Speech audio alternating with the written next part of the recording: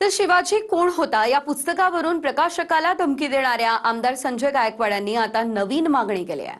बाळासाहेब ठाकरेंचे वडील प्रबोधनकार ठाकरेंनी लिहिलेल्या पुस्तकावरही बंदी घाला अशी मागणी आमदार गायकवाड यांनी केली आहे। शिवसेना आमदारानंच प्रबोधनकार ठाकरेंच्या पुस्तकावर बंदी घालण्याची मागणी केली, त्यामुळे आता एकच खळबळ उडाली। बघूयात।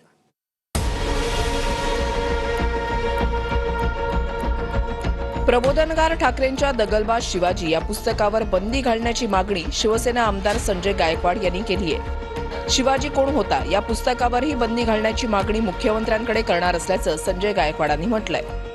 प्रबोधनकार ठाकरेंच्या पुस्तकावर बंदी घालण्याची मागणी शिवसेना आमदारांनाच केल्यानं सर्वांच्या भुया उंचावलेल्या आहेत। येणाऱ्या विधानसभेत सुद्धा आम्ही दगलबाज शिवाजी असतील, शिवाजी कोणते पुस्तक असतील, या सगळ्या पुस्तकावर माननीय मुख्यमंत्री महोदयांना बंदी आणण्याकरता मी सभागृहास विनंती करेल। खरं तर गायकवाड फक्त कव्हर पेज बघतात, आतमधलं काही बघत नाही।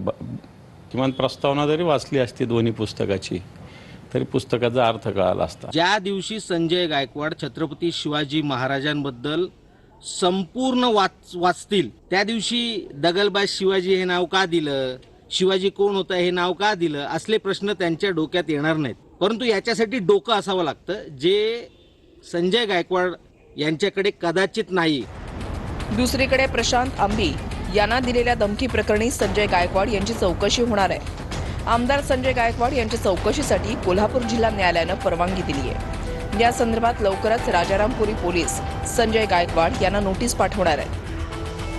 100% न्यायालयाचा आदर करून चौकशीला आम्ही सामोरं जाऊ आणि आम्ही हे पण लक्षात आणून देऊ की त्या पुस्तकामध्ये शिवाजी कोण होता आणि 135 वेळ शिवरायांचा जो अपमान केलेला आहे तो तर अपमान आम्ही मरेपर्यंत सहन करणार नाही, कधीच सहन करणार। खरं तर चौकशी न करता त्यांनी डायरेक्ट त्यांना अटक करावं। ज्या आमदार संजय गायकवाडांनी शिव्या द्यायच्या मला राहिल्या होत्या तर त्या सगळ्या शिव्या त्यांनी द्यायला सुरुवात केलेली आहे।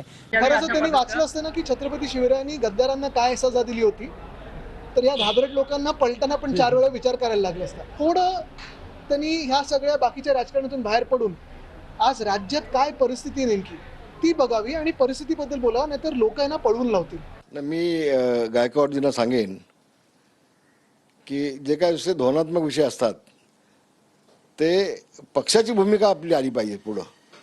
तर आपण एकनाथजी शिंदे यांना भेटावं आणि शिंदे साहेबांचं नेमकं मत त्याबाबत काय ते विचारून घ्यावं आणि मग पुढचा निर्णय आपण घ्यावा, असंच मी त्यांना सांगेन गायकवाडजींना।